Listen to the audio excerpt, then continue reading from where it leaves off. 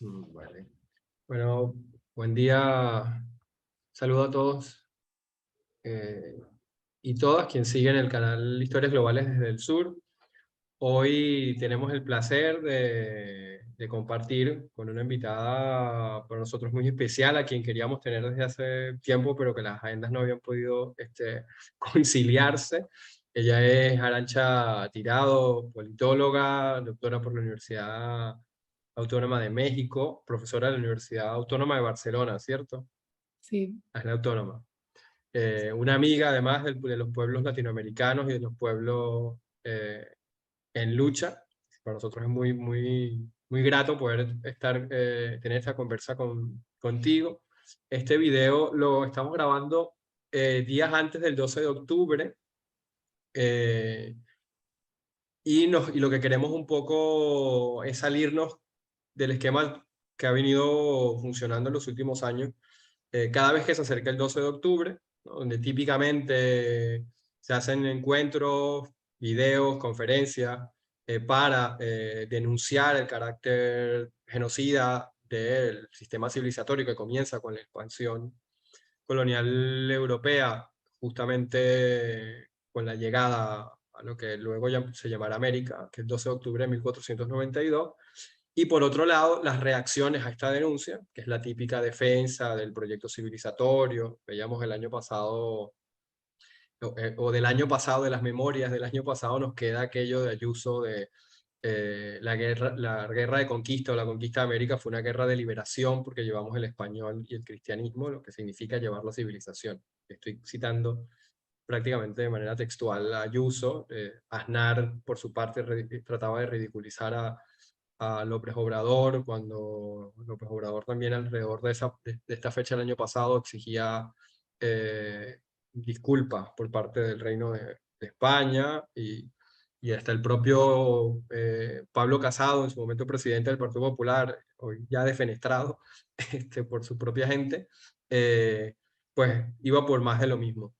Entonces hemos querido salirnos un poco de este esquema y traer sobre la mesa una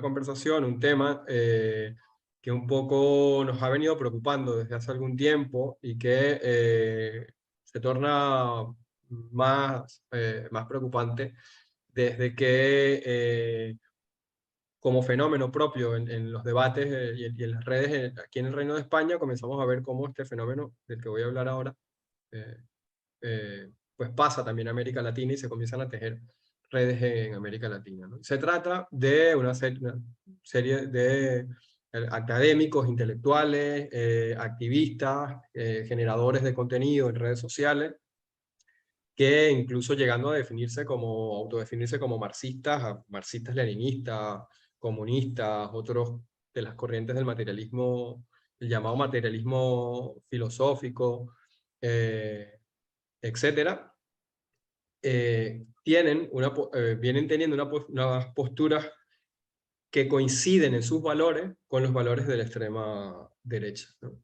Es un marxismo que tiene una agenda, o dicho, autodefinido marxismo, que tiene una agenda antifeminista, anti-decolonial, postcolonial, anti-LGTBIQ, anti-Black Lives Matter incluso, se lo declaran así abiertamente, anti-bolivariano, profundamente españolista, y es aquí donde comienza a abrirse las sintonías, las armonías que hacen en el diálogo que tienen con sectores de la derecha y de la extrema derecha española. Y hemos querido entonces invitar a la compañera Arantxa un poco para hablar de este fenómeno, de esta izquierda eh, o autodefinida como izquierdo, que dentro de esta fauna hay gente que dice que la izquierda y la derecha son términos que ya están de modé, que no vienen a cuenta, etc. Eh, pero que al menos se definen a sí mismos como marxistas, comunistas, ¿no? Y que coquetean con los valores de la extrema derecha. Entonces invitamos, como digo, a Arantxa hoy para conversar de este fenómeno y alertar sobre cómo este fenómeno comienza a trascender el debate interno en el Reino de España, y comienza ya a aparecer en América Latina y a crearse ciertas redes que creemos son preocupantes y de las que hay que estar atentos y alertar sobre qué se viene con esta gente, ¿no? Pues bienvenida, Arantxa, gracias por estar con Gracias. nosotros.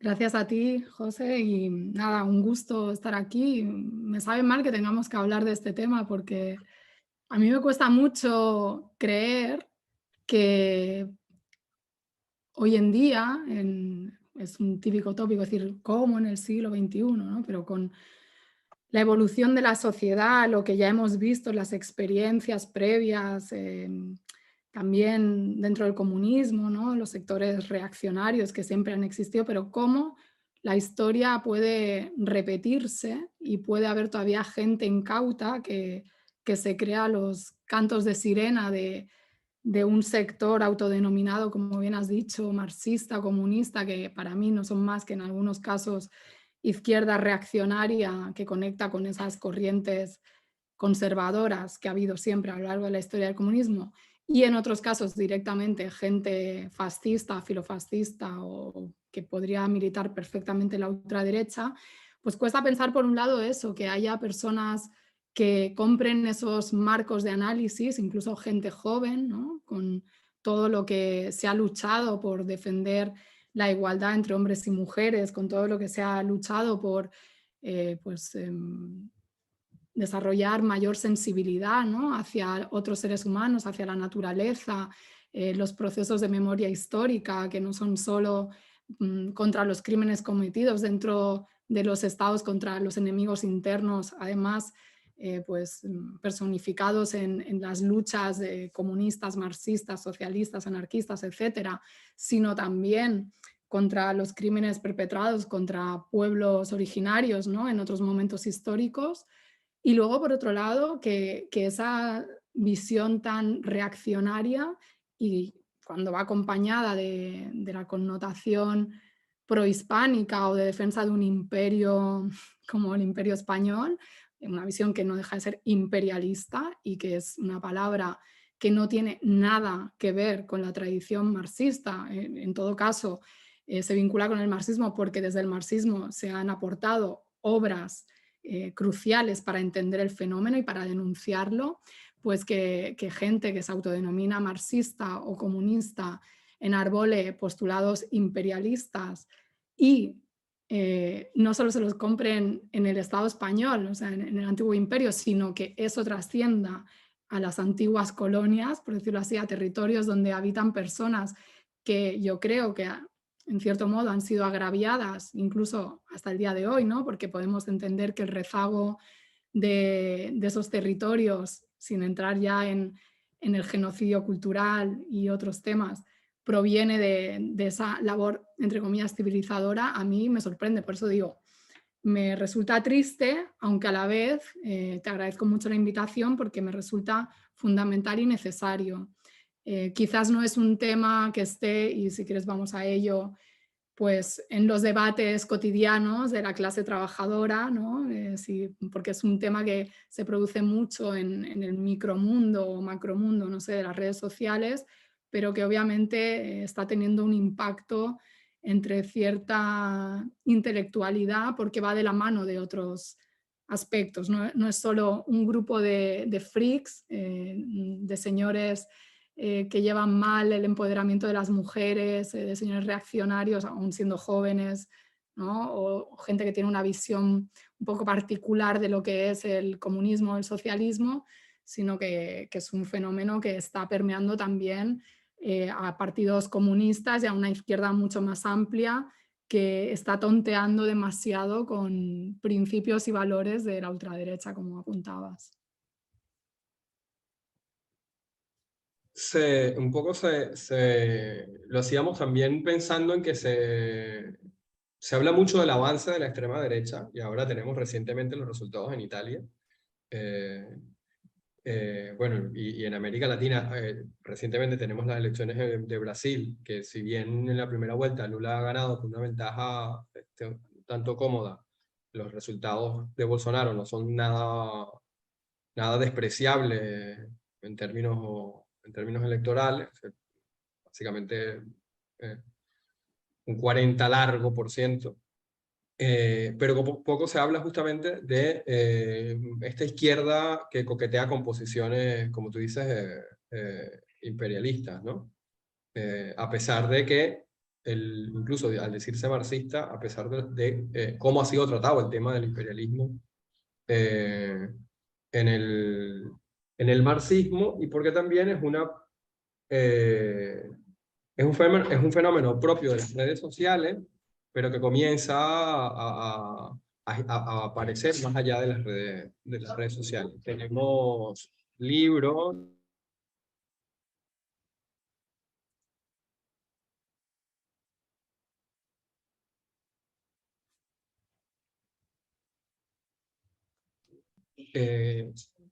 Si llegó a las compas de piso.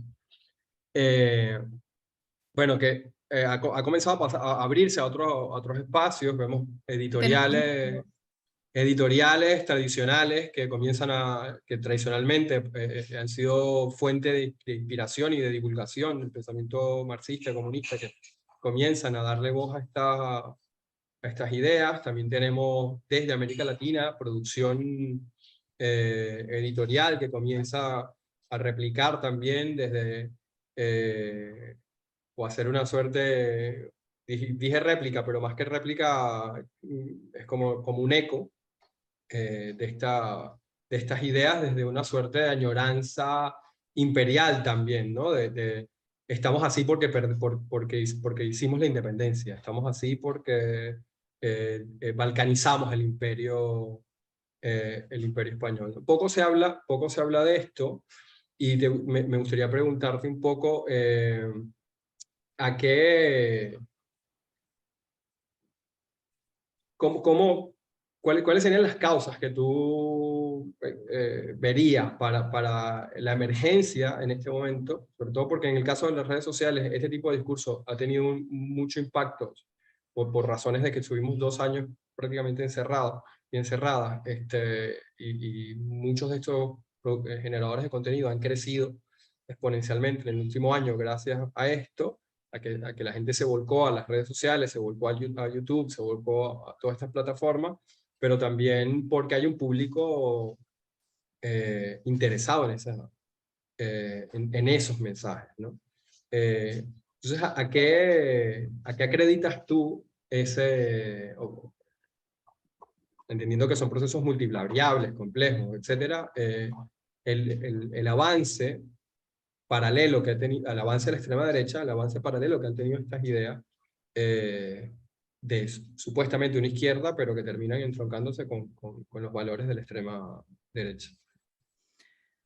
sí, sí, es un fenómeno verdaderamente muy complejo, ¿no? Yo lo que puedo apuntar son ciertas hipótesis preliminares porque, bueno, es un tema del que he estado pensando bastante, aunque a la vez creo que se me escapa, ¿no? Hay un punto donde quizás por mi incapacidad de empatizar con alguien que puede desarrollar este tipo de pensamiento, por mi incapacidad de entender, ¿no? De cómo alguien no puede sentir, ¿no?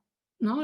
Algo tan claro como lo que es una injusticia, que no hace falta tener 20.000 lecturas, tú puedes leerte todas las obras completas de Marx y no entenderlo, que es lo que me parece que le pasa a alguna gente, y luego citar, ¿no? De memoria y encontrar ese trocito para justificar tu argumento basado en una falta absoluta de comprensión de un discurso en una época o de un autor en su conjunto, o de una falta de conexión con el sufrimiento humano, ¿no?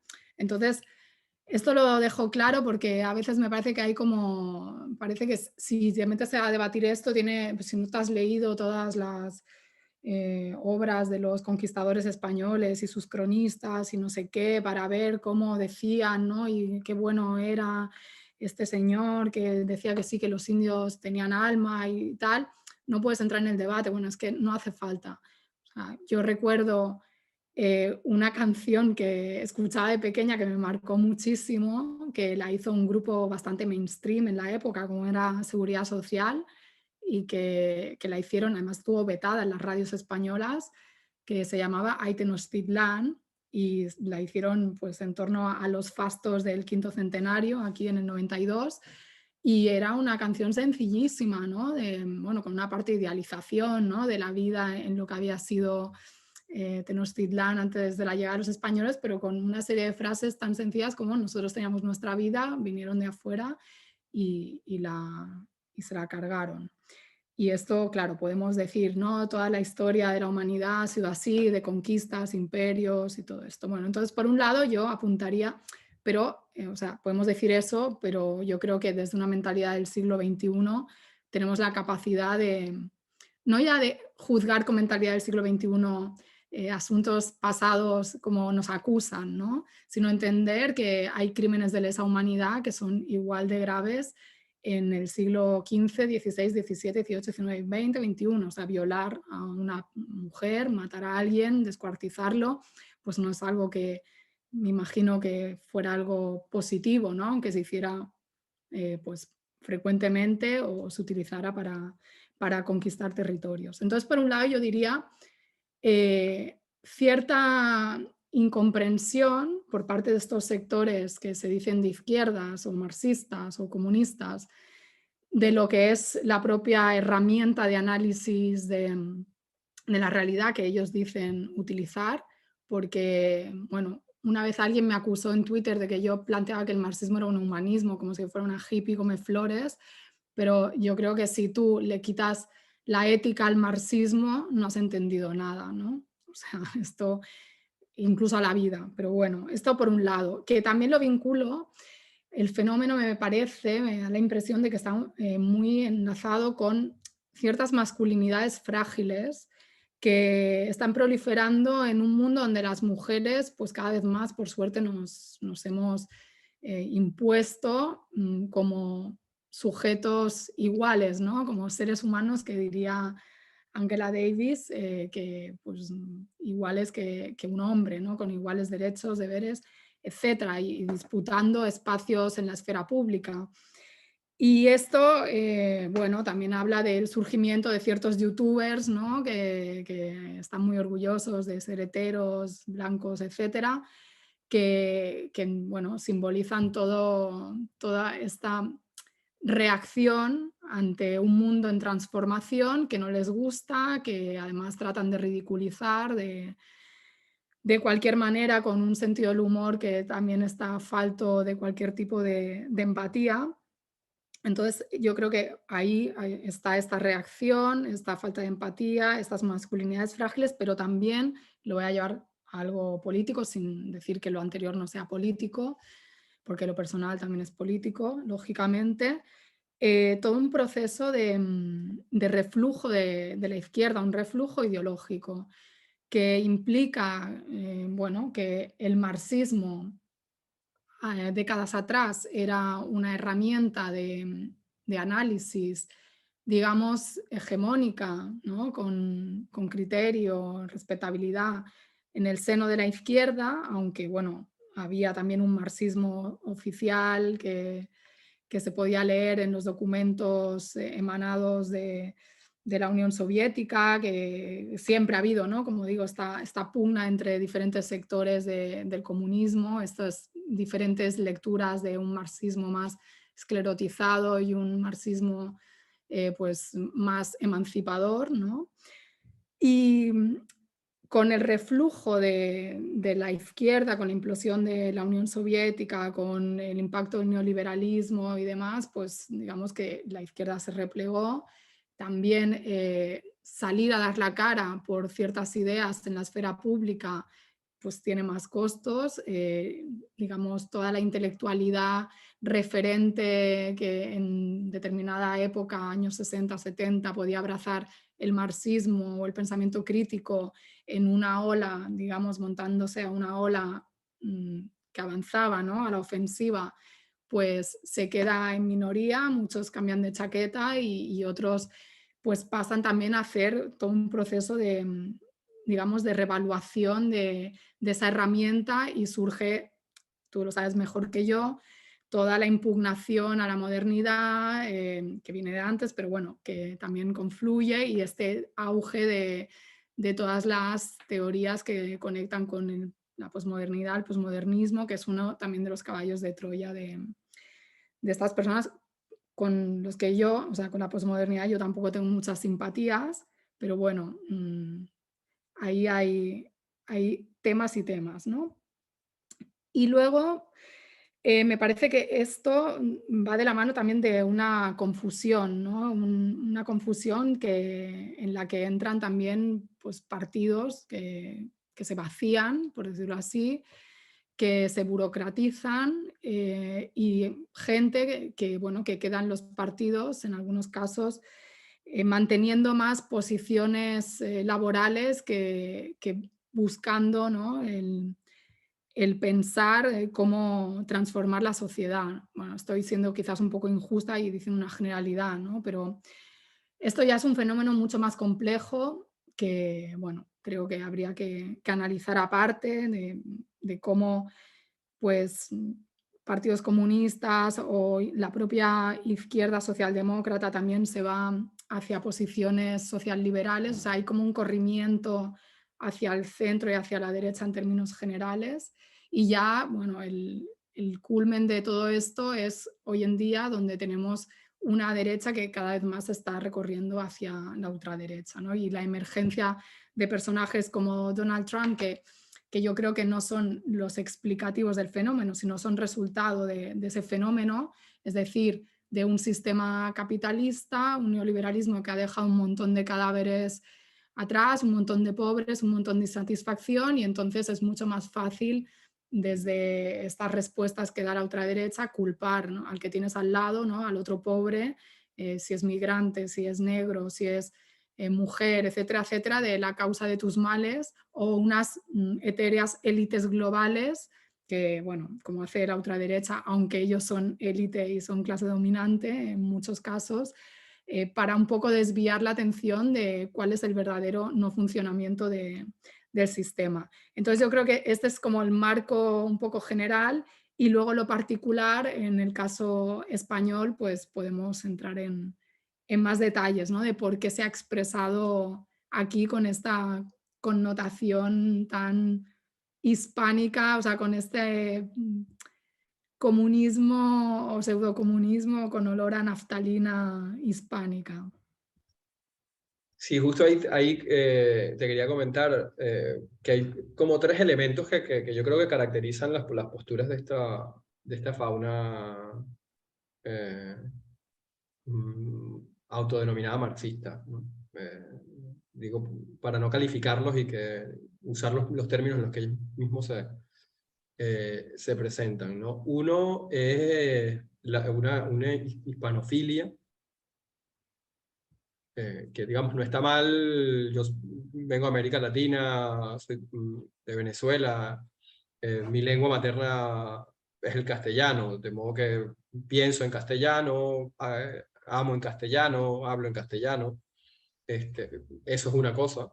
Y otra muy distinta es ser hispanófilo, es decir, es defender el proyecto civilizatorio que comenzó con la imposición en las Américas del proyecto de la monarquía hispánica, ¿no?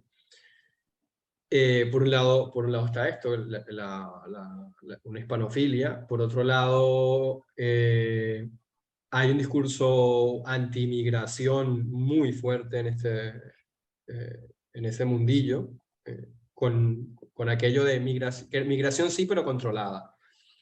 Que no es muy diferente a lo que dice, por el caso del mundo político del Reino de España, a lo que dice Vox.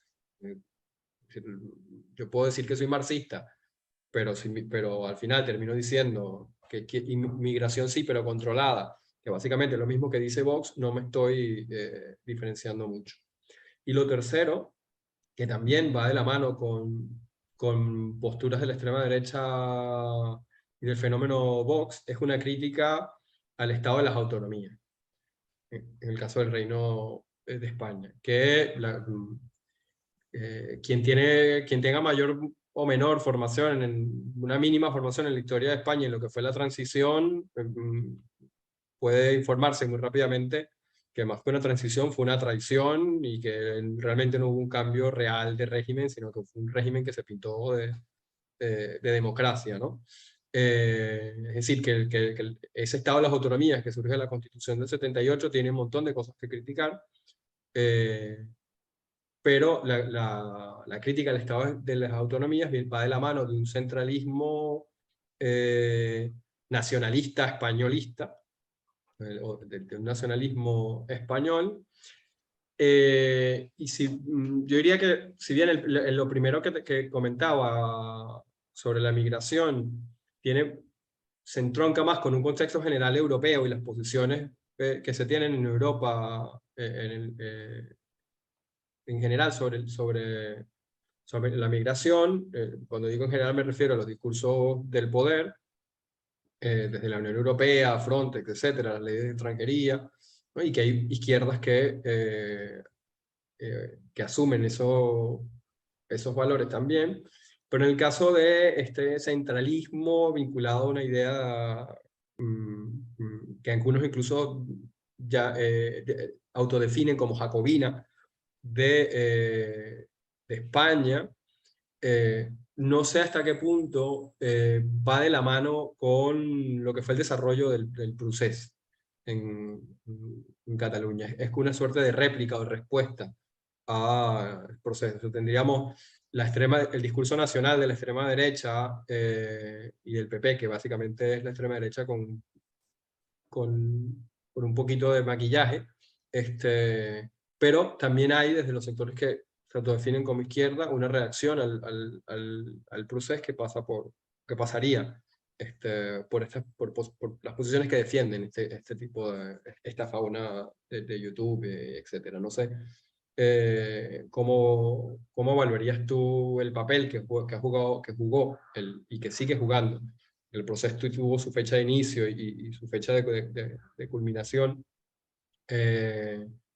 Todavía hoy sigue jugando ese proceso un papel en el debate político español, ¿no? La cuestión catalana, como la llaman. Ujú. Tú como catalana, además. Sí, bueno, si te parece, te respondo o hago comentarios a los 3 puntos que has tocado que me parece muy, muy interesante. Esto de la hispanofilia, cierto, juegan con un sentimiento que se debe reconocer que existe entre ciertos sectores, yo diría sobre todo entre comillas, las clases medias en América Latina, pero no solo, no exclusivamente, que es como esta identificación con la madre patria, con el hecho de a lo mejor pues haber tenido un abuelo, abuela, bisabuelo, antepasado español. Esto es diferente, ¿no? En cada país. Hay países que tienen esta presencia mucho más reciente, como Cuba, y tiene obviamente también por las características del Estado cubano y su proceso social y revolucionario es muy distinto, ¿no? Pero bueno, hay países donde este hecho de venir, entre comillas, ¿no? En parte de población de origen peninsular está muy reciente y otros que ni siquiera tienen conciencia. Pero en los sectores que tienen conciencia hay como esa simpatía, ¿no? Que pues legítima en el sentido de, desde un punto de vista cultural, pues es bonito, ¿no? Como reivindicarte de, pues, si tu abuelo, tu abuela o quien sea era de no sé dónde, que esas raíces, bueno, ¿no? O sea, yo no tengo ningún problema con eso. Aunque se den situaciones, yo he vivido en México situaciones muy graciosas, una anécdota, por ejemplo, de ir a una boda de una amiga de un amigo y acabar la ceremonia, que además era religiosa, y sonar una música y yo quedarme así, digo, ¿esto qué es? ¿Esto qué es? Digo, esto es el himno de España.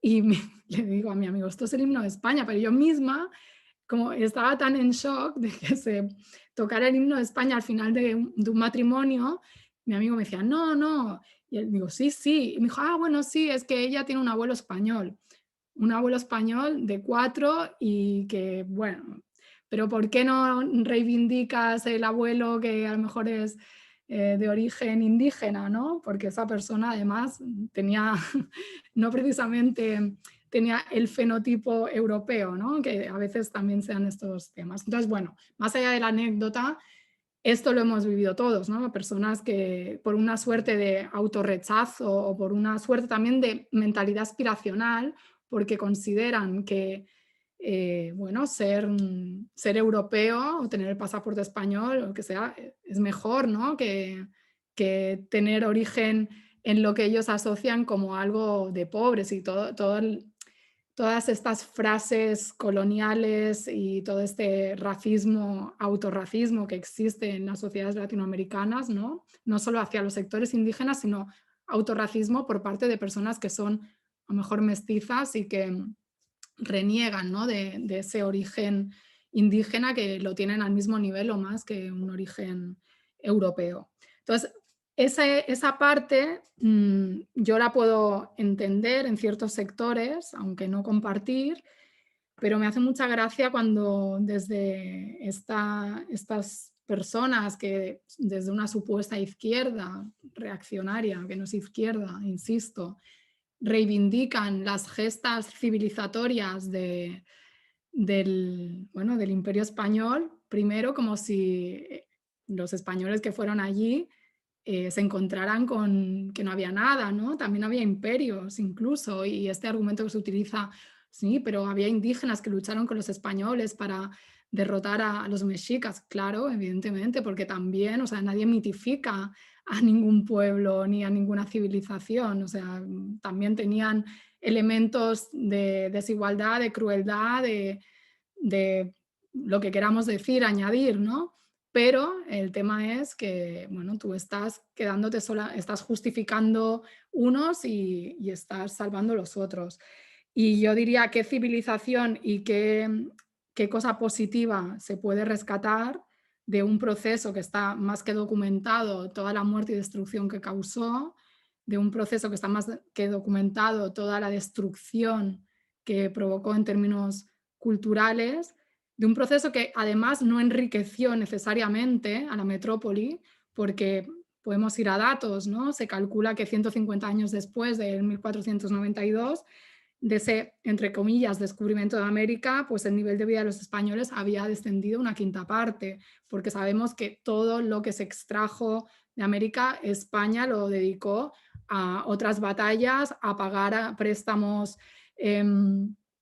con la banca del norte de Europa, a financiar la vida disoluta de una casta parasitaria, o sea, de una monarquía y una corte que vivían bueno, en pleno dispendio a costa del trabajo esclavo, no solo de americanos, ¿no? O de poblaciones originarias, sino también de los españoles. Entonces, ¿cuál es el proyecto civilizador? Sobre todo ahora que estamos en el siglo XXI, o sea, una visión imperial del mundo donde una gran potencia puede extenderse territorialmente donde quiera, si estamos criticando que Estados Unidos hoy en día esté haciendo esas guerras de rapiña por recursos, ¿no? O que otros estados estén invadiendo otros territorios en Europa, ¿no? Como la Federación de Rusia, que también hay gente que lo critica, pues no entiendo cómo se puede defender esto desde postulados que se dicen de izquierda, ¿no? Por otro lado, aparte, porque cuando tú defiendes esto, miras a los lados y a quien te encuentras haciendo actos de exaltación del Cano, de exaltación de todos estos conquistadores, es a personas que militan claramente en la ultraderecha, ¿no? Bueno, por no entrar en que la misma forma imperial fue la que impidió, según algunos autores, la democratización y el desarrollo del Estado español como un Estado moderno, ¿no? Pero bueno, en fin, no me voy a poner demasiado teórica. El tema de la antiinmigración es muy preocupante porque también estamos encontrando unos discursos que se escudan en un argumento muy peligroso, que es, no, si nosotros no estamos en contra de la inmigración, lo que pasa es que creemos que los inmigrantes mejor que se queden en sus países para que allí puedan desarrollar sus países, ¿no? Y nosotros somos en cierto modo culpables de que sus países estén mal, ¿no? Algunos incluso reconocen esto, pero mejor que se queden allí, ¿no? Utilizando además guiños un poco de que alguien de izquierda compraría, ¿no? Para decir, pues sí, claro, una persona tiene derecho a tener unas condiciones de vida, de trabajo, económicas en su país de origen para no tener que emigrar, ¿no? No verse obligado a migrar. Pero bueno, esto en el fondo es muy peligroso porque pasa por encima de un principio que yo creo que es fundamental, ¿no? Para la tradición socialista, que es que los trabajadores se han de defender como trabajadores con independencia de su nacionalidad, procedencia y de dónde estén, ¿no? Y esto no quiere decir negar los conflictos que se han dado históricamente por estos choques entre nacionalidades de la clase trabajadora, ¿no? Que Marx, por ejemplo, con el tema de Irlanda, Inglaterra, pues definió y explicó.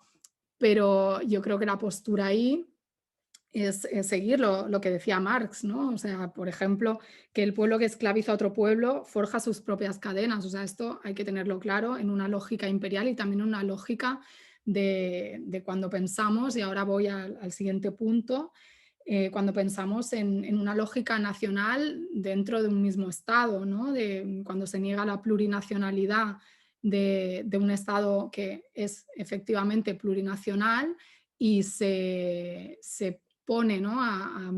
a dividir a los trabajadores en una lógica nacional, pues también ahí surgen los problemas y es muy peligroso para mí, que también esto, y debo decirlo, es algo que yo he visto que ciertos sectores de una izquierda decolonial que vive en Europa también ha hecho, esto de dividir a los trabajadores como nosotros no tenemos nada que ver porque somos migrantes y no tenemos nada que ver con la clase trabajadora que nos oprime, yo creo que también esto es un error absoluto y una falta de comprensión por parte de estos sectores de esa izquierda decolonial, que no toda, pero algunas sí sabemos que tiene un origen bastante acomodado en sus países latinoamericanos y que bueno, viene aquí en una situación que a veces es mucho más privilegiada que la de los trabajadores y trabajadoras de origen español o otros trabajadores y trabajadoras migrantes, ¿no? Entonces, me parece que esa división de la clase trabajadora, sin negar que obviamente puede haber tensiones y que puede haber incluso dentro de la clase trabajadora reproducción de los valores de la clase dominante, reproducción de prejuicios, xenófobos, ¿no? Actitudes xenófobas, etcétera, etcétera, aunque siempre en menor medida, y esto es importante, que la que pueden tener otras clases sociales, igual que lo del apoyo a la ultraderecha, que también es todo un mito, sin negar, obviamente, que hay sectores de la clase trabajadora que apoyan a la ultraderecha. Bueno, esto es fundamental entenderlo. Y luego el tema de lo de la reacción al procés y esta bandera que tienen no solo Vox, también en su momento Ciudadanos, creo que empezó con esto de la crítica al Estado de las autonomías y ciertos movimientos a raíz de la crisis del 2008 que luego se cristalizaron en el 15M, 2011, también ahí había una pulsión que por suerte se pudo canalizar políticamente en una lógica más emancipadora y más bueno, de izquierdas. Pero yo recuerdo, ¿no? Estos discursos sobre los coches oficiales, las autonomías, el dispendio que supone financiar tantas burocracias que conecta también con este discurso de la antipolítica del que bebe la ultraderecha, del que beben personajes como Trump y otros, ¿no? Que se venden como outsiders de la política, aunque incluso sean personas que en ocasiones llevan toda la vida viviendo la política, como Santiago Abascal, por ejemplo. Entonces, ¿qué sucede? Esto es un tema polémico porque recuerdo que una vez Pablo Iglesias dijo que el auge del fascismo tenía que ver con cómo se había azuzado el tema del procés, ¿no? Cómo había avanzado la lucha por los derechos nacionales en Cataluña. Pues yo creo que no se puede negar que la proliferación de banderas españolas, al menos en Barcelona, pues era una respuesta a la proliferación de banderas catalanas. O sea, se llegó a un punto de polarización identitaria donde mucha gente entendió este proceso político no como una lucha por derechos democráticos, por la autodeterminación, por poder votar, etcétera, sino como una situación en la que se sentían atacados en su identidad nacional, fuera porque eran hijos de inmigrantes españoles o fuera como reacción, o incluso catalanes que no querían dejar de ser españoles. O sea, catalanes, no quiero decir que los otros no, los hijos de inmigrantes españoles no seamos catalanes, ¿no? Pero me entiendes, o sea, catalanes de pura cepa, como dirían algunos. Esto es un poco étnico, pero bueno, en fin. No me voy Con a 8 meter. apellidos. Sí, con 8 apellidos catalanes, o al menos 4.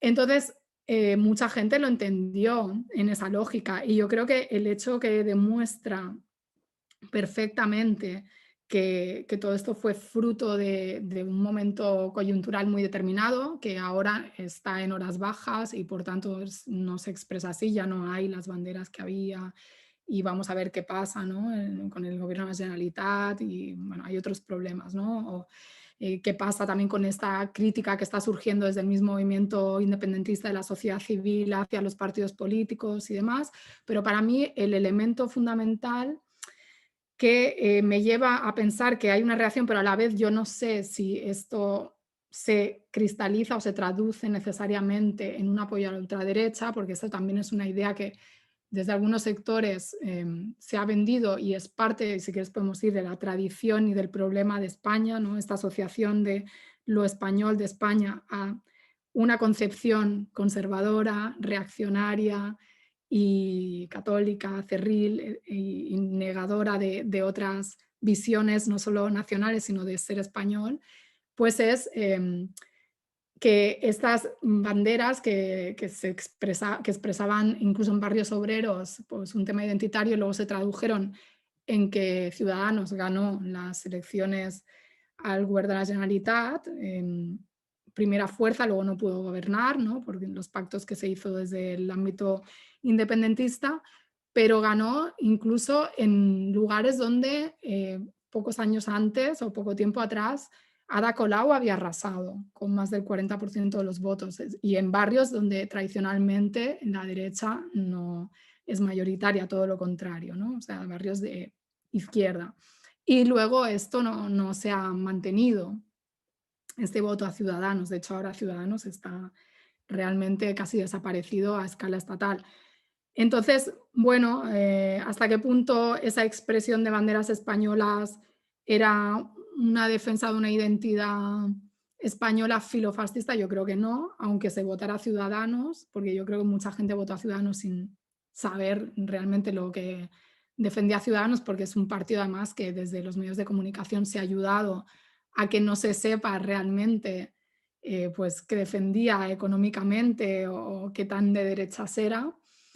Y sí, seguramente este tema, estos problemas no resueltos del Estado español con sus nacionalidades históricas, de encaje territorial y de un sector amplio de la población en estos territorios que no se identifica con el ordenamiento, digamos, existente, que apuesta por una ruptura o apuesta cuando menos por poder decidir, ¿no? qué quieren hacer, o incluso, pero no solo en estos territorios, sino también buena parte de la izquierda, pudiéramos decir española, o izquierda que no vive en Cataluña, en el País Vasco, Galicia, Andalucía y demás, tampoco se siente identificada, ¿no? con muchos de los postulados bueno, del fruto de esa transición, ¿no? Del régimen del 78. Entonces, yo creo que esta gente logra una cosa que ha sido anatema en la izquierda, que es identificarse con la bandera española constitucional, ¿no? La bandera española constitucional es una bandera que, bueno, hasta el último momento el Partido Comunista estuvo ahí, pero al final acabó aceptando, o sea, la bandera monárquica, se abandonó la tricolor de la Segunda República, y esto en la izquierda todavía pesa, ¿no? Todavía hay este imaginario que tiene todo el fundamento histórico y político de que sacar la bandera de España, la actual, es algo que pertenece a la derecha. Entonces, yo creo que sí hay sectores de cierta izquierda que se sienten españoles y dicen, ¿por qué yo por ser español tengo que ser facha, ¿no? O sea, yo puedo ser orgullosamente español, culturalmente, desde una perspectiva de, pues, ¿por qué no? Y también, bueno, se ha estudiado cómo las victorias de la selección española ayudaron a normalizar, ¿no?, ese uso de la bandera. Siempre por el deporte se mete la hegemonía. Y bueno, y entonces la gente que vende, que bueno, pues es un orgullo, ¿no? Ser español. ¿Cuál es el problema de que desde la izquierda reivindiquemos ser español? ¿Por qué los españoles no podemos o no pueden decir con orgullo que son españoles? Bueno, pues que a lo mejor tienes una historia donde el hecho de ser español, o los que han estado muy orgullosos, mucho orgullosos, como decía Rajoy, de ser españoles, pues tienen un prontuario de crímenes, no solo contra pueblos originarios hace siglos, sino también contra los propios españoles hace mucho menos tiempo, y no propios españoles que también se sentían españoles, ¿no? Y que, bueno, que no les han permitido construir una España diferente a la España que estas clases dominantes han impuesto a lo largo de los siglos, y que esta supuesta izquierda está ahora pues avalando, con sus discursos, avalando sus referentes históricos, ¿no? Don Pelayos y demás, Hernández Corteses. Entonces es peligroso, porque una cosa es, bueno, que tú puedas sentirte identificado con una cultura, con una lengua, con tal, pero cuando esa cultura y esa lengua se han impuesto en determinados territorios a sangre y fuego, pues yo creo que deberías como entrar en un proceso de reflexión, aparte de que el nacionalismo, pues en este sentido tan chauvinista, pues lleva a monstruos. O sea, para mí, el único nacionalismo que tendría sentido sería el de una patria liberada, ¿no? Una patria que además se proponga liberar a otras patrias y salir de esas cadenas de lo meramente nacional y territorial. O sea, que eso pasa por procesos revolucionarios de carácter socialista. Has dicho dos cosas que llaman digamos, que me interpelan y que quisiera que profundizáramos un poco en ellas, ¿no? Sobre todo de cara a cómo esta discusión tiene que ver con América Latina, con la cuestión colonial y bueno, hablaba al principio que este video lo estamos grabando cercanos al 12 de octubre y que la intención también es entrar en los debates que se han venido dando en los últimos años cada vez que llega esta fecha, pero entrar de otra manera, ¿no? Salirnos de los dos lugares clásicos de los que hablaba al inicio cuando hacía la introducción. Uno tiene que ver con esta izquierda decolonial radicada en Europa, radicada en España.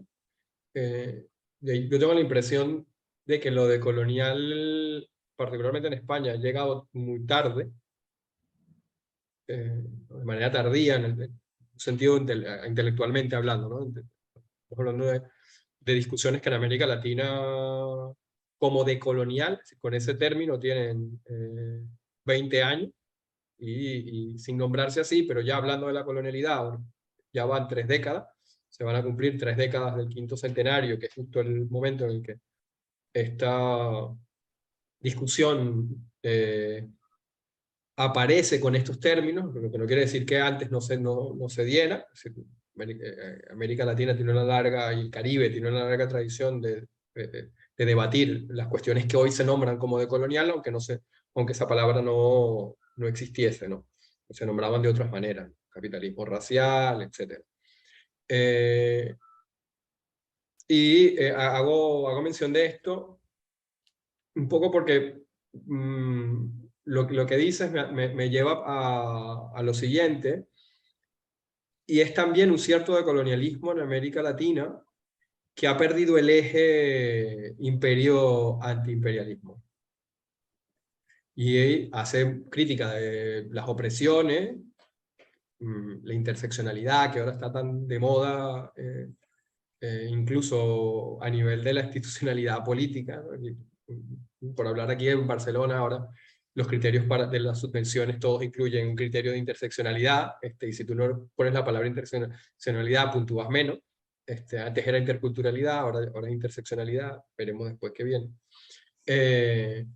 Y se han olvidado del eje imperialismo o antiimperialismo, lo que los ha, en el caso de, de este decolonialismo en América Latina, los ha hecho tomar posiciones, como ya vimos la más reciente, por ejemplo, en el caso del golpe de Estado en Bolivia, donde negaron ya de plano que eso fuese un golpe de Estado. Incluso en algunos de estos intelectuales que representan ese decolonialismo naif, digamos, o no antiimperialista, como diría Claude Fogel, vimos referentes del feminismo latinoamericano usar la fórmula siempre usada para atacar a la mujer en procesos de violencia, con aquello de culpabilizar a la víctima. Aquello que siempre se criticó desde el feminismo, el problema no es que yo vaya vestida de una determinada manera, el problema es que tú eres un violador. Se utilizó para hablar de lo que estaba ocurriendo en Bolivia y en vez de hablar del golpe de Estado, decía, es que hay que ser autocríticos y es que Evo Morales, por las decisiones que tomó, es responsable de que le dieran un golpe de Estado.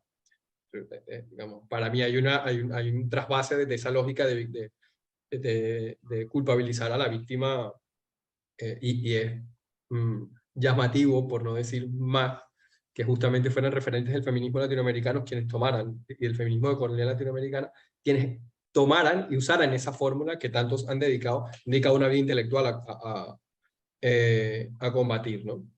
Y eso un poco pasa también, bueno, tú sabes, tengo 3 años, un poco más de 3 años viviendo en Barcelona, y el diagnóstico poco que tengo es que el decolonialismo de base aquí, digamos, tiene ese problema.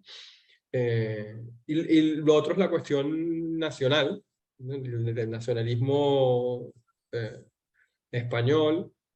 Un poco el comentario anterior, en la pregunta anterior no iba tanto hacia quién vota a la extrema derecha, ¿no? Ni quién se apropia de los símbolos de la nación, aunque es claro en la historia, no solo de España, sino también de muchos países de América Latina, que el nacionalismo ha servido de cabeza de turco para implementar proyectos de extrema derecha, sino más como en el campo de la izquierda. En el caso del nacionalismo español hay una tarea pendiente, que creo que es de las cuestiones medulares para poder enfrentar y debatir y desmontar las ideas de este grupo de generadores de contenido, intelectuales, etcétera, que alrededor de los cuales hemos venido conversando en este diálogo entrevista, ¿no? Y es la cuestión colonial. Un poco lo decías tú, bueno, es que quizás enorgullecerse de ser español pasa por mirar cómo se construyó colonialmente la idea de España, ¿no? Y ahí, un poco más, si me voy a poner a citar libros, ¿no? Pero ahí no quiero que hablábamos en la previa que esto no iba a ser una conversación muy teórica, o no era la intención, pero hay como dos grandes ejes, o dos grandes fetiches de ese debate en la actualidad. Por un lado está el libro Imperiofobia y Los enemigos del comercio, digamos, como los dos grandes ejes en los que pivotea y en los que se agrupa toda esta gente. Por un lado están los seguidores de Escotado, del fallecido no hace mucho, Antonio Escotado, y por otro lado los seguidores de María Elvira Roca Barea, su libro Imperiofobia, ¿no? Y ahí, para mí en esa discusión se hace muy visible que, sobre todo en el campo de la izquierda, si la derecha en ese sentido ni me preocupo, pero en el campo de la izquierda el impasse imperial, no se ha resuelto el impasse de un imperio venido a menos. por un lado está esta izquierda que reivindica ese pasado imperial y busca de alguna manera reconstruirlo con ideas como la de iberofonía, o hispanidad, etc. Y por otro lado está esa vergüenza, en el caso de una obra como La Despotado, desde haber sido un imperio venido a menos y terminar concluyendo que es que los anglosajones lo hicieron mejor, ¿no? Y por eso nosotros estamos como estamos. Que en América Latina se traduce, y tú lo debes haber escuchado muchas veces, en toda América Latina, no solo en México, en aquello de que nuestro problema es que los colonizaron los españoles.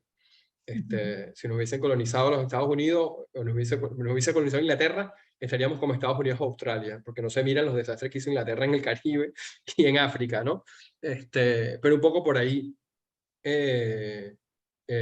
va mi comentario, que en este punto es más un comentario que una pregunta, pero sí que lo hago en términos de invitarte a profundizar tu reflexión en esa línea, ¿no? Hasta qué punto la izquierda española, que raya en lo españolista muchas veces, no tiene una deuda pendiente con su propio pasado imperial, y esto le pasa factura a la hora de mirar los procesos también en América Latina, ¿no? Tú citabas a Marx y aquello de el pueblo que esclaviza a otro pueblo se condena a sí mismo. Yo lo diría como lo plantea Aimé Césaire, ¿no? Mientras Europa voltea a un lado frente a los desastres que se hacen en las colonias, y Césaire lo decía con respecto a la realidad colonial en Argelia por parte del colonialismo francés, pero es válido para el resto de potencias coloniales, está alimentando su monstruo interno. Y como venezolano, como latinoamericano, una de las cosas que me llamó la atención en estos años aquí en el Reino de España es como, para el caso, cuando se mira Latinoamérica, la palabra extrema derecha no aparece para categorizar las fuerzas que se han opuesto a los movimientos de liberación, los movimientos que han llamado progresistas, que a mí no me gusta ese término, pero un poco para entendernos, ¿no? Todo el ciclo, el llamado ciclo progresista, para hablar de las fuerzas que se oponen que se han opuesto a ese ciclo. El término extrema derecha no, no aparece, o aparece poco. Sí, aparecen casos como el tuyo, por ejemplo, pero porque tú le has dedicado muchísimo tiempo a estudiar la realidad latinoamericana, has vivido de cerca esos procesos, pero no es la generalidad cuando se habla de extrema derecha, salvo Bolsonaro, y porque huele mucho a Trump, y entonces Trump allí es un sujeto que medio incomoda para el mainstream, y para estas discusiones, ¿no? Como te Sí, digo, es más un comentario que una pregunta, ¿no? Un pero poco en cambio para... Guaidó o Leopoldo López o todos estos líderes de la oposición venezolana que son tan de ultraderecha desde nuestros parámetros ideológicos de la política aquí, ¿no? En el Estado español, como un Bolsonaro, porque si los dejas hablar sueltan unas perlas por su boca de racismo, de clasismo, etcétera, etcétera, no se venden así. ¿Por qué? Porque tienen unas alianzas aquí que también hablan de cómo hay unos intereses hacia América Latina por parte de las élites españolas, por parte de la clase dominante, por parte de los partidos políticos, que confluyen con independencia de si hablamos de la supuesta izquierda y de la derecha, ¿no? Porque también están permeadas de esa visión colonial y paternalista hacia América Latina, y también como una segunda reconquista, ¿no? O sea, se ve totalmente legítimo que sean las empresas españolas las que tienen que sacar provecho en las concesiones que pueden dar los estados latinoamericanos a empresas de terceros países. España juega en la Unión Europea el papel de venderse como interlocutor principal. España juega ese paternalismo de crear las cumbres iberoamericanas, y lo puedes adornar con todos los lazos que quieras del encuentro, cultura, fraternidad, iberofonía, y poner la etiqueta socialista, bla, bla, bla, pero no se diferencia en nada eso a lo que está haciendo Vox ahora con su iberosfera, ¿no? Esa articulación de élites, porque lo otro también es una articulación de élites, y lo más peligroso que se hace desde el propio Estado, desde el propio Ministerio de Asuntos Exteriores, ¿no?, de España, insisto, con independencia de que gobierne Partido Socialista, Partido Popular, porque sabemos lo que es la diplomacia, ¿no?, y quién tiene en sus manos las riendas de las decisiones en política exterior, y además porque un problema todavía más de fondo, que no solo es un tema de clase, es, que es transversal, es cómo la ciudadanía, el pueblo, como se quiera llamar, los que hemos nacido en este territorio llamado Estado español, sea en Cataluña, sea en Madrid, donde sea, no tenemos un conocimiento de lo que ha sido esa conquista de América, cómo nos han dado las clases de historia, con cero cuestionamiento, ¿no? O sea, em, yo trato de recordar y la verdad no pienso en nada que me haga pensar que era malo, ¿no? Que los españoles llegaran y es más, descubrieron América, o sea, todo como muy explicado para niños, pero no solo en la edad infantil, sino hasta la edad El adulta. siglo de oro. Sí, bueno, y con las cosas positivas, y es más, es que esa desmemoria, que no es solo exclusiva, insisto, para procesos criminales que tuvieron lugar hace siglos, sino que también salpica y nos toca directamente, pues en esta generación, porque todavía hay gente viva que padeció la guerra civil, el franquismo, todavía tenemos el segundo mayor número de desaparecidos en cunetas por detrás de la Camboya de Pol Pot, etcétera, etcétera. Bueno, esto se expresa en una manera, eh, ¿cómo decir? Ahora se me ha ido el ejemplo que quería poner un ejemplo. Ah, sí, que hoy en día se expresa en cosas tan sencillas como que todavía encuentras calles a nombre de Diego de Almagro, Hernán Cortés, Francisco de Pizarro, etcétera, etcétera. Yo tengo la experiencia de, se me ocurrió hacer un change.org para cambiar el nombre de una calle del pueblo de mi padre, que se llama Hernán Cortés, por la de una persona del pueblo que además era familiar de mi abuela, un intelectual marxista, Vicente Romano, traductor del Capital, y aparte en el contexto de un pequeño pueblo de 500 habitantes, pues una de las figuras más importantes intelectualmente hablando, porque sus libros han sido publicados en Brasil, en Venezuela, ha sido profesor en Estados Unidos, en Canadá, en Alemania, etcétera, etcétera. Y alguien muy querido por toda la gente del pueblo, tanto de izquierdas como de derechas. Y a mí se me tiraban encima diciendo, pero ¿por qué está mal? O sea, primero, ¿por qué quieres poner una calle a nombre de él? ¿Por qué? ¿Y por qué hay que quitar una calle de Hernán Cortés? ¿Cuál es el problema, no? O sea, siglo XXI y todavía tenemos una calle Hernán Cortés. Bueno, al menos no tenemos la cruz que había cuando yo era pequeña, que era la cruz a los caídos por España, ¿no? La cruz a los fascistas, al lado de la iglesia. Es decir, es todo un proceso en el que vamos tarde. ¿Cómo vamos a pensar en la cuestión colonial si no hemos resuelto ni siquiera los crímenes que nos atañen, ¿no? Si hicimos una transición del atado y bien atado. Y luego, por otra parte, quería hacer un comentario, esto que has dicho, me parece muy interesante, como en el campo de la izquierda, la cuestión nacional, me preocupa mucho que se haya perdido un principio básico que es el internacionalismo proletario. O sea, eso que decía el Che, ¿no? De que tú te tienes que conmover, que un revolucionario se conmueve con cualquier injusticia que se produzca en cualquier parte del mundo. Y creo que esto, por un lado, es problema de cierta izquierda, de esa desmemoria, reflujo ideológico y demás, pero también que estos sectores que tú has descrito muy bien, de un decolonialismo que no es antiimperialista, que ve el mundo de manera atomizada, fragmentada y que además le pone en un estándar de igualdad, pues Evo Morales que George Bush, ¿no? O cosas así, porque, bueno, quién sabe, por su interpretación que es un misógino porque una vez dijo no sé qué de las hormonas del pollo, o porque supuestamente tiene una hija fuera del matrimonio, o por cualquier cosa que se haya inventado la prensa o que haya azuzado la prensa, o por lo que sea, o por las propias incoherencias que tiene todo ser humano, ¿no? No somos ángeles. esta gente también ha ayudado mucho con una lógica que me parece muy perniciosa, que está proliferando y bueno, asentada, porque como tú bien has dicho, ciertos debates vienen de décadas atrás en América Latina, y estas cosas que voy a decir llevan muchos años ya asentándose en las universidades norteamericanas, que es que tú no te puedes apropiar del dolor ajeno, es decir, tú no puedes hablar por los pueblos aborígenes, ¿no? Eso que decía Gayatri Spivak, ¿no? Tú no puedes, que conecta con todo esto de la apropiación cultural, que es espinoso. ¿Por qué? Porque por un lado tiene razón, es cierto, o sea, ¿por qué tienen que hablar por las mujeres si estamos las mujeres? ¿Por qué tienen que hablar por los indígenas si están los indígenas y tienen su propia voz? ¿Por qué tienen que hablar por la clase obrera otros que no son de la clase obrera?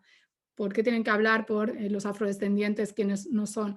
Pero esto, ojo, es peligroso porque esto anula la capacidad del ser humano de empatizar con el otro y luchar por una causa que no solo le atañe a él o a ella, que es la base también del movimiento socialista, ¿no? Del pensamiento marxista. Y no es solo que tú como clase trabajadora luches por tus derechos, por supuesto, pero también tienes una visión que va más allá. Por eso no puedes reducir el marxismo a un mero economicismo, porque tiene otra serie de valores. Cuando tú tratas de construir una sociedad alternativa donde acabas con la propiedad privada, no es solo un tema de organización económica de la sociedad, tiene que ver también con otros valores, con que tú entiendas que hay otras personas que a lo mejor trabajarán menos que tú, pero tendrán lo mismo. Esto es algo que para mucha gente es difícil de entender y de aplicar, ¿no?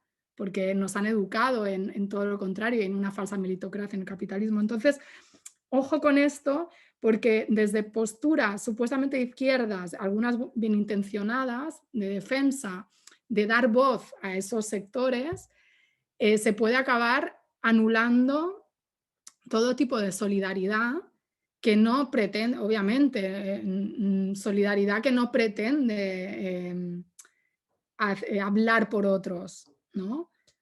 Recuerdo cuando hubo una de las muertes, esto es algo que no he dicho públicamente, ¿no? Porque estos temas son muy delicados y la ultraderecha también se puede beneficiar de cualquier crítica que tú hagas, o estos sectores, ¿no? que están en contra bueno, de cualquier, de la trampa de la posmodernidad, la trampa de la diversidad y todo eso, que bueno, yo he presentado el libro con Daniel Bernabé y creo que tiene aportaciones muy valiosas, pero llevar ciertos discursos como al extremo te puede poner en un territorio peligroso y del lado de gente que seguramente ideológicamente no estás de acuerdo. Pero bueno, lo que iba a decir, cuando muere asesinado uno, no sé cuál, porque ha habido tantas muertes de manos de la policía de Estados Unidos contra personas afrodescendientes, yo fui a una movilización, una manifestación que hubo en Barcelona, que era al principio, cuando todavía era post-COVID, pero muy, muy al principio. Y hubo un momento en que Cuando dijeron, George Floyd, creo que fue. puede ser lo de George Floyd.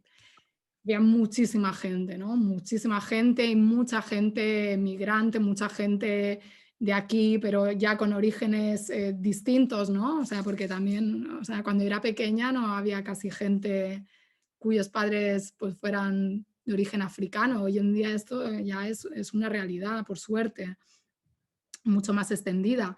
Entonces dijeron, no, que la organización pide que todos los no negros se salgan de la Plaza San Jaume porque quieren estar solo ellos.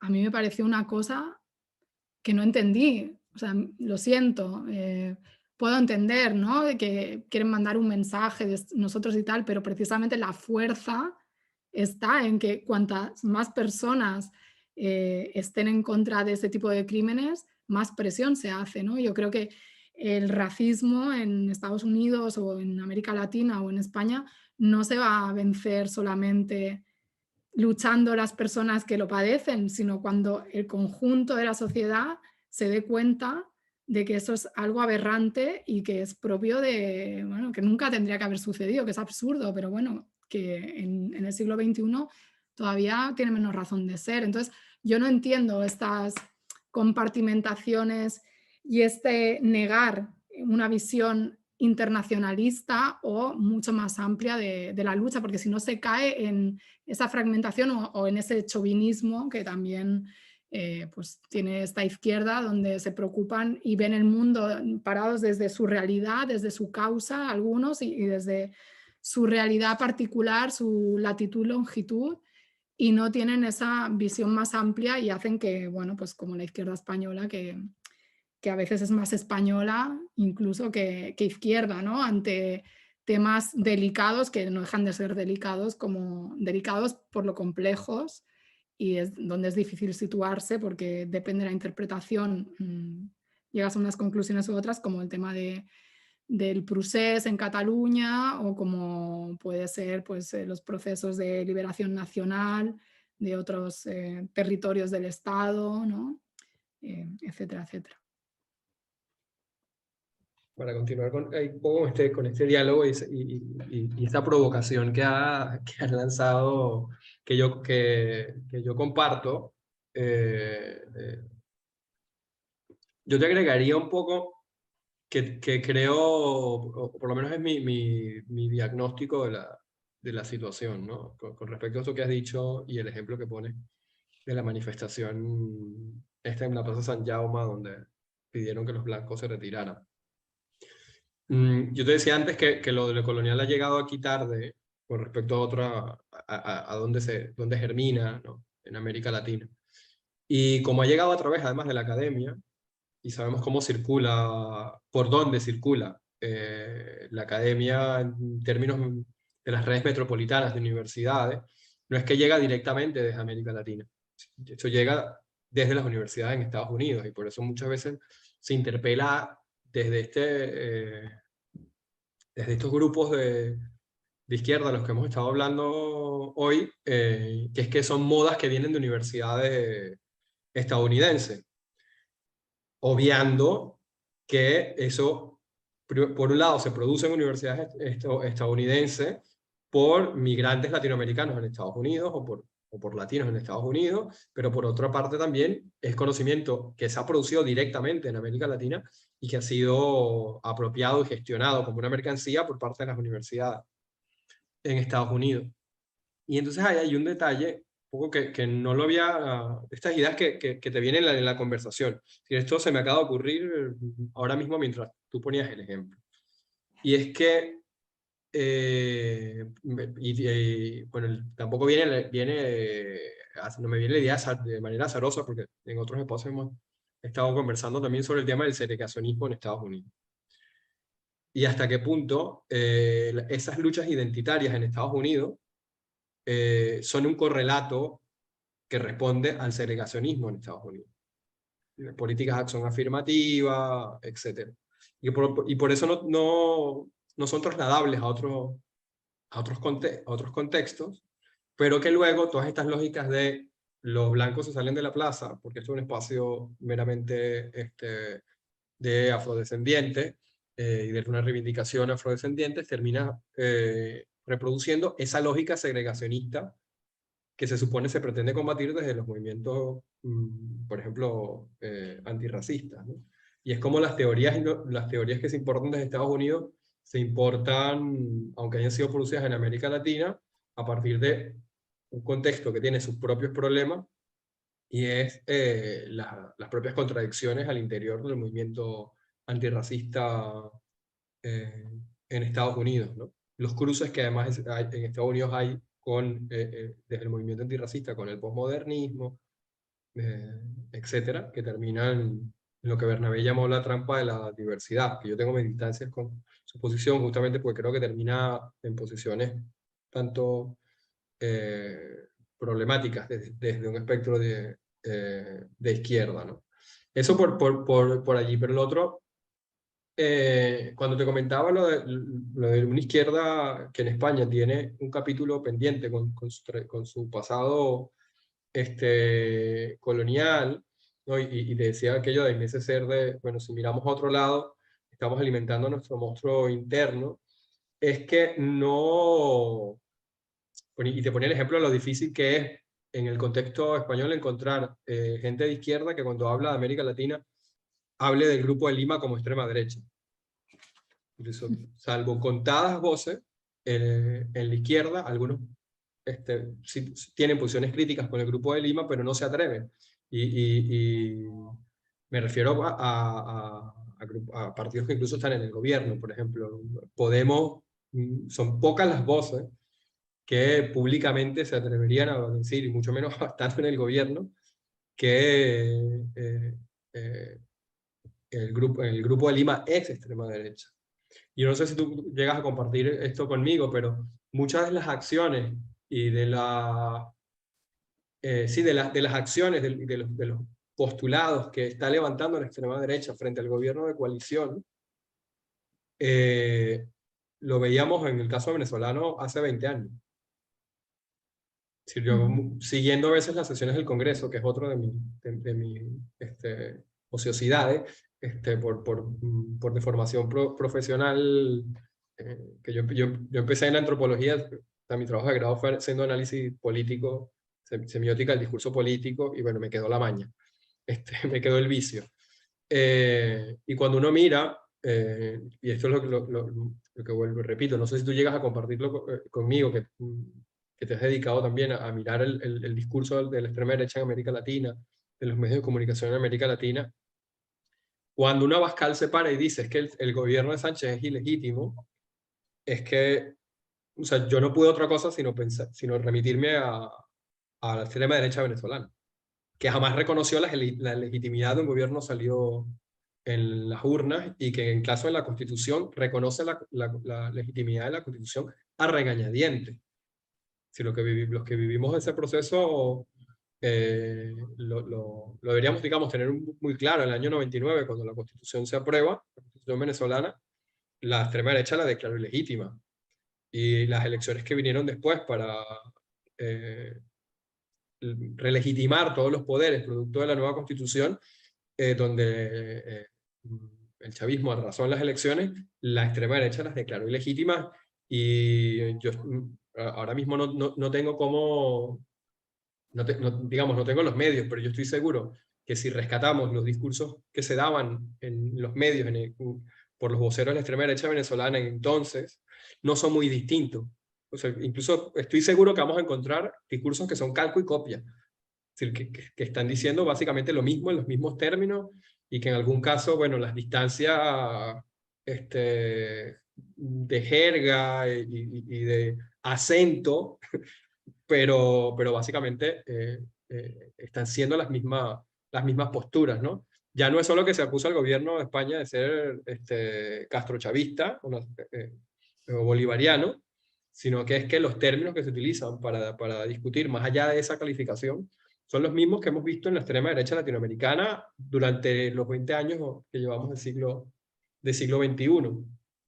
Y justamente al no calificar la extrema derecha, creo que se ha producido una suerte de blanqueamiento de la extrema derecha latinoamericana, que permite, por un lado, que esta izquierda de la que venimos hablando se sienta muy cómoda haciendo una crítica a esos procesos de América Latina, que van en sintonía con las críticas que puede hacer la extrema derecha española, y al mismo tiempo, justamente por lavarle la cara, por hacerse la vista gorda, o ponerse de lado, no la vista gorda, pero ponerse de lado por tacticismos políticos, quizá, se termina alimentando al monstruo interno también. Es decir, volviendo al principio, lo peligroso de que ideas como las que están defendiendo esta gente que se define como marxista, calen en sectores de izquierda, es justamente que le terminan lavando la cara a la extrema derecha, y terminan, al final, un amigo me decía, eso es como la cocaína, o sea, una vez que te engancha, es muy difícil desengancharse, ¿no? Y te encuentras, dice, pero tú en una posición pero quizás no están tan errados, y en ese quizás no están tan errados terminas pensando que la extrema derecha lleva razón en algo también, ¿no? Entonces, Sí, la gran incógnita, si son tontos útiles de Vox, de la extrema derecha, o realmente es que confluyen en principios y no solo en diagnósticos, sino en la conclusión, ¿no? O sea, entonces, si tú, como sucede cada vez que la extrema derecha gana posiciones electorales, sales en Twitter a decir, como hacen muchos, ¿veis? La extrema derecha o la ultraderecha o la derecha radical ha logrado ganar porque no tiene miedo a decir esto sobre la migración. Entonces, ¿cuál es la respuesta? Que la Sí, izquierda haga lo mismo. y en algunos casos ni siquiera, ni siquiera no, en algunos casos incluso llegan a producir horas de contenido para argumentar de que cuando estamos frente a Vox no estamos frente a la extrema derecha. O sea, hay horas, no te voy a pedir que pierdas tu tiempo en ello, pero hay horas de contenido de esta gente en YouTube explicando a partir del programa de Vox por qué Vox no es fascista, por ejemplo. Sí, sí, claro, Sí. autojustificaciones de su postura y de no querer admitir que pues en realidad son unos reaccionarios que tienen mucho más en común con la ultraderecha que lo que en realidad dicen. Sobre esto que apuntas, yo comparto esa alarma y sí lo detectaba. De hecho, una de mis obsesiones era cuando yo veía al principio a los dirigentes de Podemos, esas posturas de deslindarse de Venezuela, incluso algunos que habían estado trabajando hasta hacía 2 días en Venezuela, o de equidistancia, de no mojarse y demás. Yo decía, esto es muy peligroso, porque estás avalando los marcos discursivos de un enemigo que luego va a utilizar los mismos marcos discursivos contra ti, como efectivamente ha acabado sucediendo, ¿no? Y no incluso sobre Podemos o Unidas Podemos, sino sobre el propio Partido Socialista y sobre el gobierno de coalición, como tú bien has explicado. De hecho, con William Serafino, compañero de Misión Verdad, del Instituto Robinson y demás, venezolano, escribimos un artículo en Contexto que se titulaba algo así como la venezuelización de la ultraderecha española, ¿no? De cómo veníamos observando que estaban copiando cosas que se habían dado en Venezuela, pero lo gracioso es que cuando se dan en Venezuela, aquí nuestros medios nos las venden como algo de lucha por la libertad, ¿no? O sea, es normal que estos señores y estas señoras impugnen las instituciones venezolanas, porque claro, en Venezuela todos sabemos que hay una dictadura. ¿Por qué? Ah, porque lo dice la televisión. Asalten una embajada. Sí, que asalten una embajada, o sea, o que quieran matar, ¿no?, a los representantes diplomáticos de otras embajadas cuando le dan el golpe de Estado contra Chávez y que se ponga un dirigente de la patronal ahí al lado de los militares, ¿no? Y que el principal medio progresista de este Estado, el país, haga un editorial celebrando y justificando el golpe, y luego pues en tiempos más recientes la gente que había hecho eso con Chávez viene a decir que no, Chávez no está tan mal, es Maduro, ¿no? Ahora el problema es Maduro y hacen este cambio discursivo, pero para decir exactamente lo mismo y seguir deslegitimando, no ya un tema institucional, constitucional, que sería de por sí suficientemente grave para gente que se dice defensora del statu quo, el orden, la democracia, bla, bla, bla, en sus marcos liberales, sino también para desconocer un proceso político revolucionario que tiene toda una profundidad y que habla de, bueno, de un ejercicio soberano, ¿no?, de los pueblos, y que por supuesto aquí no se explica ni se va a permitir nunca que se entienda pues qué está pasando en Venezuela o en otras partes de América Latina. Entonces, a mí sí me sorprende que la izquierda entre en estos juegos. No sé si te he entendido bien, has dicho que el Grupo de Lima te parece un grupo de extrema derecha. Sí, o sea, Ujú. que el Grupo de Lima es un grupo, o sea, se aglutina la crema innata de la extrema derecha latinoamericana, porque para mí la derecha en América Los Latina, partidos progresistas, está para mí el Grupo de Lima, o sea, para mí en América Latina no hay derecha, sino extrema derecha. Ujú. Luego, por tanto, el Grupo de Lima es más de lo mismo, ¿no? Y el comentario era que como justo eso también que tú has dicho ahora, pues se blanquean las prácticas de la extrema derecha latinoamericana, de democráticas. Es prácticamente imposible encontrar en la mediática que se supone es de izquierda, no has nombrado el país, el calificativo de extrema derecha para Vale, estos perdona, actores de la he hecho política. un cruce, Grupo de Lima con Grupo de Puebla, Por eso, o sea, estaba así, sí, sí, sí, sí. Sí, sí, vale, vale, que te he dicho que está Zapatero, no, no está Zapatero ahí. No, no, totalmente, claro, sí. Obviamente, además un grupo creado ex profeso para cargarse directamente un gobierno legítimo, ¿m?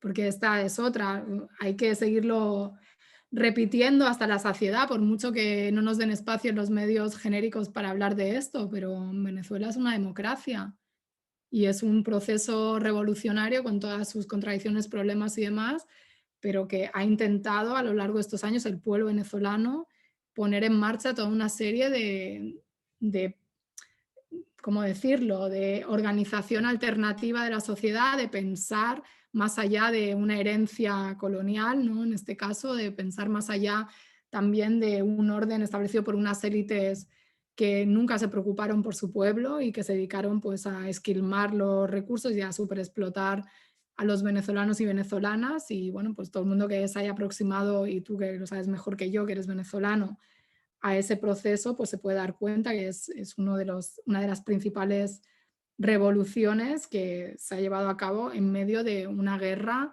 abierta y encubierta por todos los medios. Entonces, bueno, sí, el Grupo de Lima parece una reunión de estados respetables que tienen un propósito, bueno, buenísimo de luchar contra la dictadura venezolana, comillas, pero es increíble, ¿no? Es como la cara amable, no amable, pero bueno, como la fachada pseudodemocrática, que no tiene nada de democrático, del golpismo, del cambio de régimen. Y además en lógica latinoamericana, que parece que eso le da más legitimidad. Bueno, no dejan de ser un ariete de los intereses estadounidenses en la región, que bueno, ahora ya pues está prácticamente disuelto, ¿no? Con los abandonos de algunos de sus integrantes por el cambio de correlación de fuerzas en los gobiernos de los estados.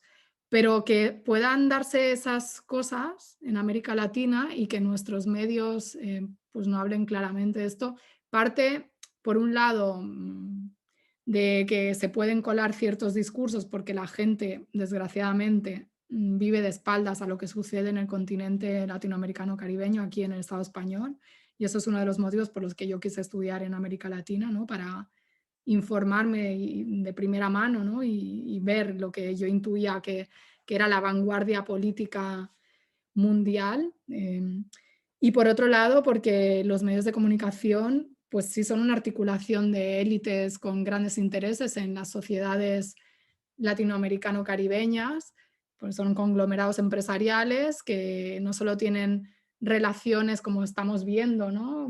Cuando esta gente viaja y con quién se articula y demás, o sea, son élites que tienen intereses económicos con las propias élites nacionales, que algunos dirían que no son burguesías nacionales, que son transnacionales o sometidas en todo caso a los intereses de otras burguesías, pero bueno, que se articulan porque algunas migajas les dan y reproducen además desde allá, que esto siempre lo he denunciado, una visión muy elitista, o por decirlo mejor, una visión de clase que no corresponde con la opinión o con los intereses de la mayoría de las personas que pueblan ese continente, ¿no? Cómo se silencian las voces de los habitantes de los ranchitos de Caracas, que son invisibles, por supuesto, para nuestros medios de comunicación, o ni siquiera los ranchitos. Los votantes de Maduro no existen para la televisión española.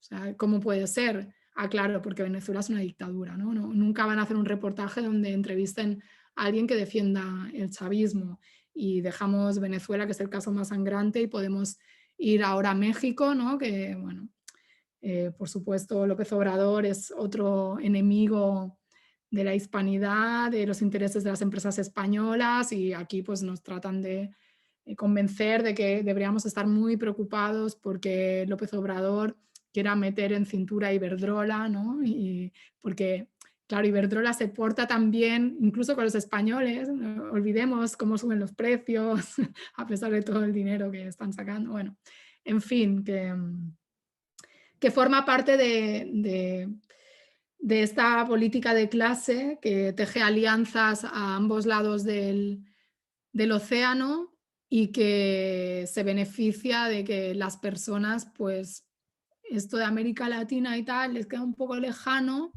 Y bueno, también hay que decirlo, también hay un sentimiento de superioridad que ha calado o que existe entre gran parte de la población española respecto a lo que ven como gente, que siempre están en conflictos, cuántos pobres, es que claro, no se saben gobernar, tal, que en realidad no les fue tan mal, ¿no? Que fuéramos nosotros. Y hasta hay latinoamericanos que pueden llegar a pensar que el problema pues sería que otros los hubieran civilizado, pues que no van a pensar aquí los supuestos civilizadores, ¿no? Sí, mira, ya llevamos hora y media de Demasiado. conversa. Por mí, No, no, no, hay que cortar porque ¿quién va a querer? encantado de poder estar más tiempo, pero no me quiero como, digamos, despedir y darte la palabra para que te despidas sin comentarte algo que recordé ahora por último que has dicho, y es que a mí los primeros meses en España me llamó la atención, y no sé si es porque yo vengo de la Venezuela de Walter Martínez, para quien ven este canal desde América Latina, quizás están más, puedan tener más, sobre todo por Telesur, de conocimiento de quién es Walter Martínez, gran comunicador internacionalista y analista geopolítica que dictaba cátedra en la televisión pública venezolana en torno a la geopolítica mundial, eh, más de 40 años de trayectoria. Eh, y, y 3 meses aquí viendo la televisión pública, la televisión privada, etcétera, y llegó un punto en el que me di cuenta, ya digamos 3, 4 meses de haber llegado acá, y decía, pero es que me estoy perdiendo de qué pasa en el mundo. Es decir, ya no es ni siquiera que es que me están contando una historia que, bueno, sí, ya uno sabe cuál es el interés del medio, etcétera. Es que enterarse de lo que está pasando fuera de España con la televisión pública española, la televisión privada, es prácticamente imposible. Sí. Y claro, ahorita porque está el tema de Rusia, entonces te hablan de Ucrania puntualmente, o de alguna otra cosa que esté como de moda, que sea, digamos, titular y que haga clickbait, como llaman ahora en el mundo de las redes, pero en general los noticieros ni siquiera, o sea, ya no hablando de Walter Martínez, sino que en general en América Latina los noticieros tienen esto de una sección de internacionales, y con todo lo criticable que son las cadenas de televisión públicas y privadas en América Latina, y que por supuesto los internacionales lo que hacen es reproducir lo que manda CNN, lo que manda Fox News, etc. Se presentaba un panorama a los intereses de Estados Unidos, de qué era lo que estaba pasando en el mundo según Estados Unidos, pero uno podía seguirle la pista, y si uno estaba interesado en alguna cosa, pues si tú no tienes televisión por cable, no puedes ver otra cosa, pues mira, que en el mundo como que están pasando cosas. Pero aquí, o sea, es que la televisión pública y la televisión privada no hablan eh, no hablan del mundo, ¿no? Y un poco es el formato Sálvame, para los que no sepan, en América Latina, que Sálvame es un programa terrible de faranduleo y de cotilleo, como dicen aquí, del corazón, ¿no? La prensa rosa, pero es un formato que ha colonizado absolutamente toda la prensa. Si las tertulias, la sexta noche es un Sálvame, pero con analista político, ¿no? Y la noche 24 en la televisión pública, más de lo mismo. ¿No? Fue algo que, viniendo de afuera, un poco así ese extrañamiento antropológico, fue de las primeras cosas que me llamó la atención en el campo de los medios, y no quería, o sea, quería aprovechar lo que has comentado para, para, para decírtelo, ¿no? Y también un poco Lo ver. comparto totalmente, ¿eh? Aun siendo española, que claro, y además yo soy del ámbito de las relaciones internacionales. Imagínate para mí lo que es cuando obviamente no hay noticias internacionales y cómo hay las noticias internacionales, o sea, siempre con la anécdota, sin permitirte entender los procesos. O sea, no hay en su momento, bueno, informe semanal, algunos reportajes de mayor profundidad, pero que no logran muchas veces salir de ese sesgo, no sé si eurocéntrico, hispanocéntrico, o esa mirada muy colonial, ¿no? De España o de una persona española que no tiene como la sensibilidad para percibir que el mundo se puede explicar desde otra perspectiva. Y no sé si esto conecta también con el repliegue autárquico, con esta tradición franquista, ¿no? De meterte muy en lógica interna, ¿no? Como muy provinciano al fin y al cabo. Y bueno, de esto de las tertulias ya mejor ni hablo, porque un fenómeno que creo que no es solo español, pero que aquí está exacerbado, es la pobreza, ¿no? La falta de pluralidad ideológica y la pobreza en términos de contenido de la mayoría de las tertulias, incluso de las personas que participan. Me sabe mal, o sea, porque igual no quiero quedar de sobrada, pero yo escucho ciertas cosas, sobre todo en los temas que más conozco de América Latina y demás, que no son más que comentarios de barra de bar, de cuñado, como decimos aquí, de personas que no tienen ni idea de la política de otro país. Y es difícil, porque yo misma participo, ¿no? En algunas tertulias, también me ha tocado ir a la tele y a veces te dan 10 temas media hora antes o una hora antes y tú tienes que opinar de todo y no eres especialista en todo. Entonces, este todologuismo, bueno, entiendo en cierto modo,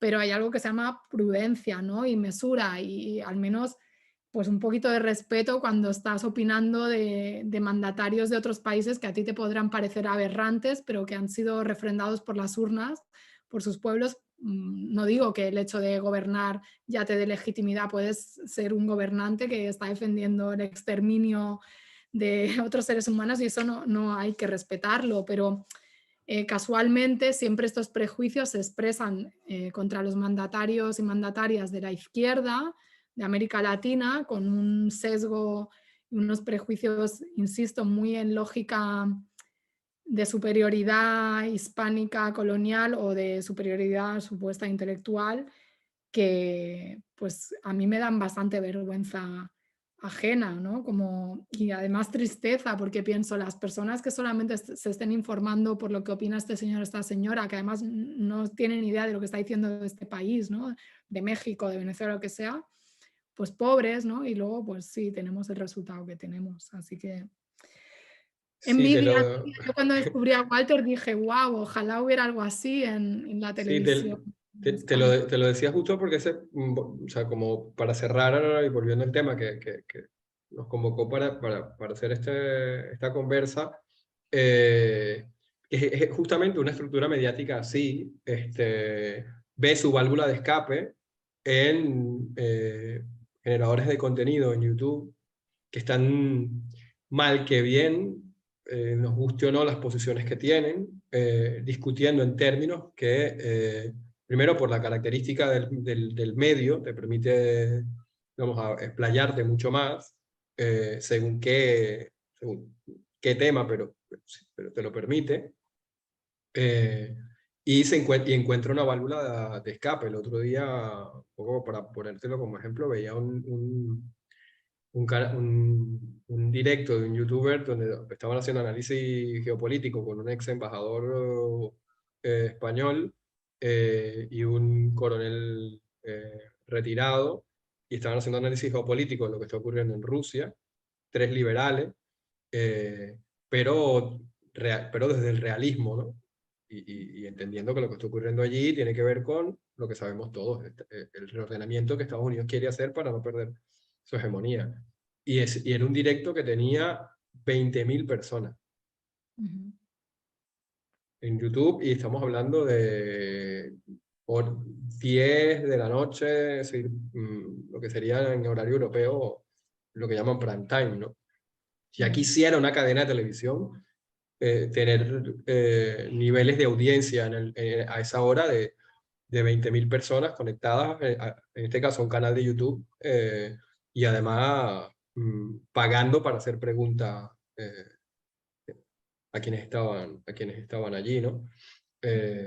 Y termina siendo para la izquierda también una preocupación, ya no por aquello de que los medios construyen opinión, sino porque incluso a falta de unos medios que construyan una opinión crítica, terminan apareciendo estos otros espacios que, bueno, afortunadamente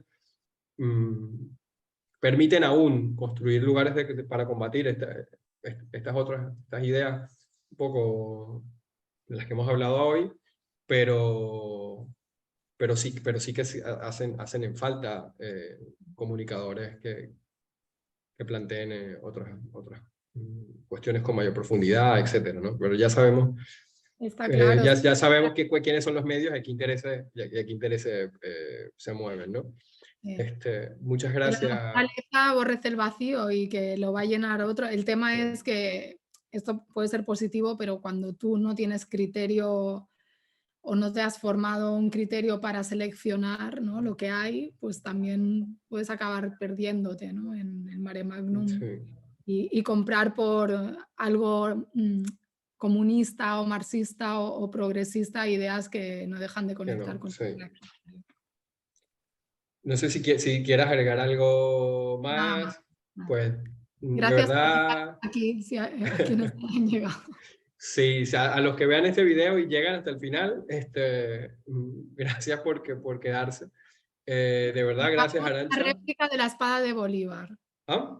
Les regalamos una réplica de Una la espada. réplica a la espada de Bolívar. Vale, cortesía de Arantxa. No, de Nicolás Maduro, por supuesto, que es el que nos financia todo. ¿no? Claro. Bueno, a ti, yo todavía no llego A a mí eso. tampoco, pero bueno. Por lo menos eso se dice de ti, todavía yo no juego en la misma Se liga. dice de todo el mundo que opina algo diferente aquí sobre Venezuela. Bueno, no quiero arrogarme la exclusividad del financiamiento. Bueno, un gusto, muchas gracias. A ti nuevamente y nos seguiremos viendo, espero. Muy bien, hasta luego.